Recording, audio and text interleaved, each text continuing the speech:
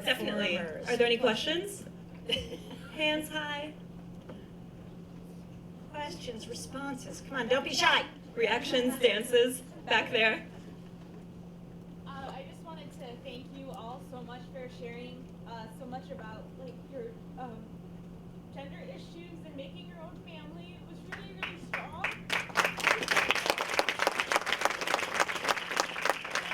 Thank you, Beth, for bringing this movie. This is amazing, and this is such a wonderful performance. And this, I came from a religious family and very closed off. I couldn't be who I wanted to be, and I'm discovering that. And I just so happy I moved here and I can experience things like this. And I just want to thank you all so much for making this project. Thank you. Thank you. Welcome to our world. Come on in, baby. Closet, you're a fucking weirdo. Go hide, okay? There's always room for another freak in our clown car.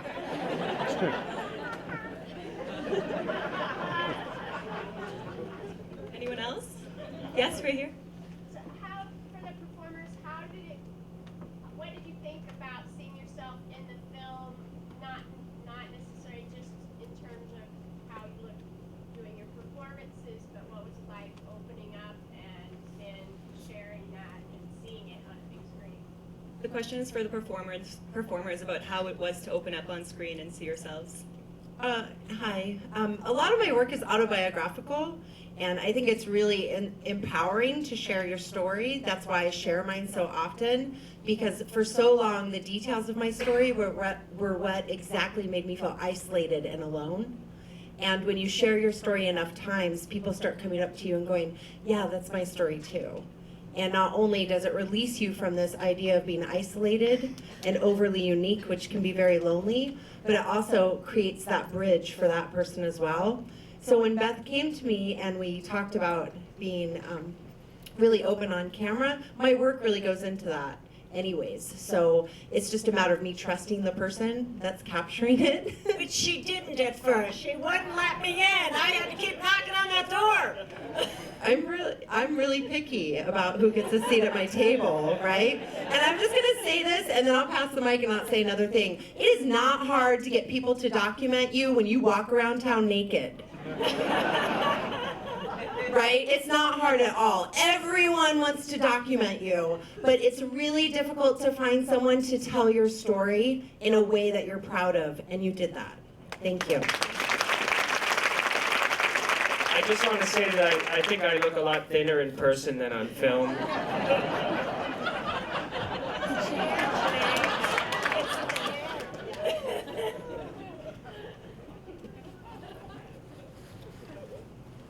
What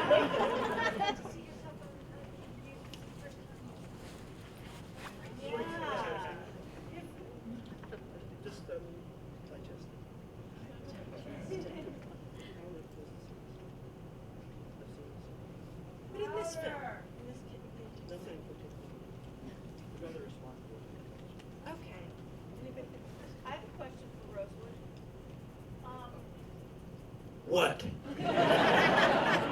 Well, in the film, Quit being so defensive. you talked about after you got breast that you went into a darker place, and that you were able to open yourself up to certain things that you've been avoiding thinking about. And I wondered how many years it's been now, and how that is continuing. And because there were a lot of things you did that were very funny, and I'm wondering if you integrated the humor and the dark place.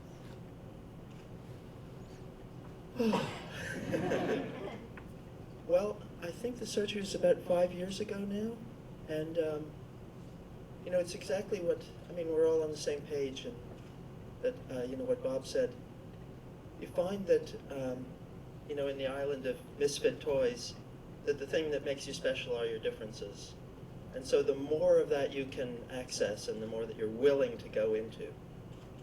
Like, I have a recent, doing what I do, as you've seen, has resulted in certain physical changes and little disabilities, like anal leakage. And so I decided to make a piece about it, and just to share what it, how it is to be me, and walking around as an unusual form and having unusual talents and also, needs and weaknesses and things that are very, hard and painful and also funny when you can just share them. And other people have the same things. And we're all walking around hiding something. And, the more deeply you can dig, the more you find that everybody feels those things. So, did I come anywhere near answering your question? I just wanted to give you an excuse to say something. Hard to get me to talk. Any other questions? I don't really have a question, but it was so inspiring. There was just so much inspiration, and so thank you for that.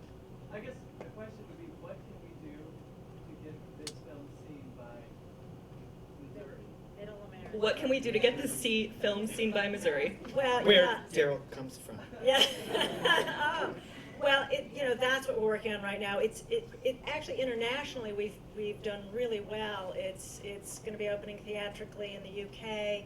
It's playing in Australia theatrically and a few other countries, and it's been really all over the world, film festivals, crazy places, and really unexpected. But America, let's face it, this is the tough nut. We've got to crack it, and we need your help. We want to open the film theatrically. We still have music rights to pay for. We have promotional costs, a lot of costs. We are actually doing a Kickstarter. It started tonight. Thank you, Earl. Earl is somewhere in the audience. Earl Dax, really helping me out, telling me what I can and cannot do. And and so we handed out cards that have, actually, I wanted to say, the wrong Kickstarter URL. I put in one and they gave us another one. So you can just go to Kickstarter and then exposed. And it will scroll down, it'll come up, okay? Choose the right one. There are several exposed. You put in exposed and a lot of things get exposed. So pick the right one, and anything that you can give. We have great rewards. Phenomenal artwork, great stuff on the site. So please check it out. And also what we would like to do is, we have my amazing assistant editor, Amanda, is here. Where is Amanda? Yep. Amanda was really, she stuck with me in the editing room. And was really incredible. And she and some other people are going to help hand out some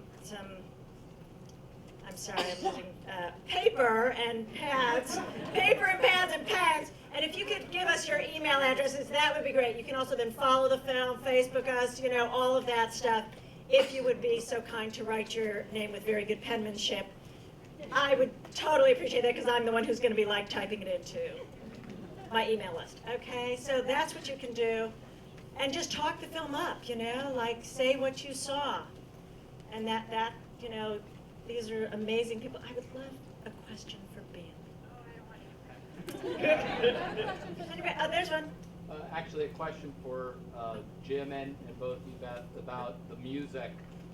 You say that you've been showing it to festivals outside of America for the last year or so, and now you have this music issue in terms of the States. Can you just talk a little bit about the genesis of what you did, Jim, and where you're at with the music moving forward? Yeah, some of that is for Beth as far as rights and where you are with the film. Yeah, we just still have to pay out a lot of the money for the theatrical. So we're hoping we'll do it really fast in the next month. Go ahead, you can talk about the genesis, the amount of music that had to be covered, because these... Yeah, I mean, it was, obviously, performers chose, specific music, that was really, embedded in their performances, and hopefully they're not too angry at me for, diverting from that, but where there were certain cases where we just couldn't afford the rights, some of that stuff, it came from a number of places. Some of it I designed solo from scratch. Some of it I worked hand in hand with Ian Smith, who's somewhere in the audience here. I don't know where he is. There you go. There's Ian. And he came in with this, you know, a whole crew of people and you know, performed miracles. And then we pulled from some other older existing projects that I've done that haven't seen the light of day. Some of my old band Cop Shoot Cop stuff is in there, and you know, we kind of like expanded the, you know, cast a wider net. I'm not sure if I'm really answering your question though. So you did that music and then you gave it back to the performers to put No. into... No, it was all. It was all not all of it, but where it was needed to, we swapped it out.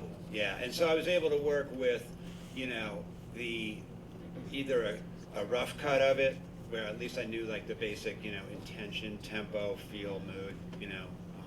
So I had that as a basis. It'll work.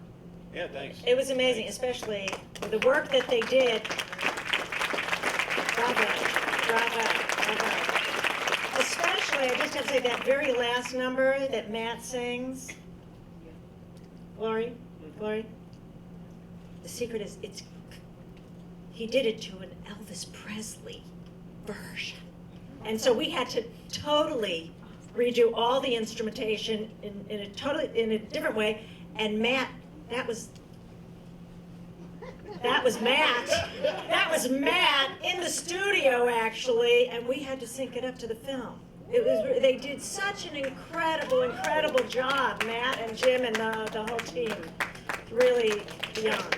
I would just say to that, I mean, there's only a handful maybe where you actually got to hear the song that we create our acts to, and that's a part of our story in a lot of our acts. That's the only part that talks.